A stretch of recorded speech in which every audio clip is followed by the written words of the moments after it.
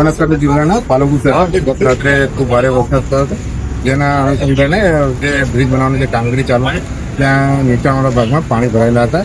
જે અનુસંધાને વહીવટીતંત્ર અને જિલ્લા પોલીસ તંત્ર દ્વારા આમાં વૈકલ્પિક વ્યવસ્થાના ભાગરૂપે વાહન ચાલકોને હાલાકી ન પડે અને અગવડતા ના પડે તે માટે ખાસ ડાયવર્ઝન આપવામાં આવે છે.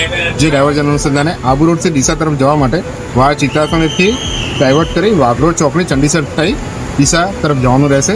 તદુપરાંત જે બીજું ડાયવર્ઝન જે છે આબુ રોડથી અમદાવાદ મહેસાણા જવા માટે પાલનપુર આરટીઓ બ્રિજથી રતનપુર લાલાવાડા ચોકડી થઈ જગાણા થઈ મહેસાણા અમદાવાદ હાઈવે પર આપણે ડાયવર્ટ થવાનું થશે. જે બીજો વૈકલ્પિક રસ્તો છે. અને જે ત્રીજો રસ્તો છે એ ડીસાથી આબુ રોડ તરફ જવા માટે ચંડીસરથી ડાયવર્ટ કરી વાઘરોડ ચોકડીથી ચિત્રાસણી થઈ આબુ રોડ તરફ જવાનું રહેશે.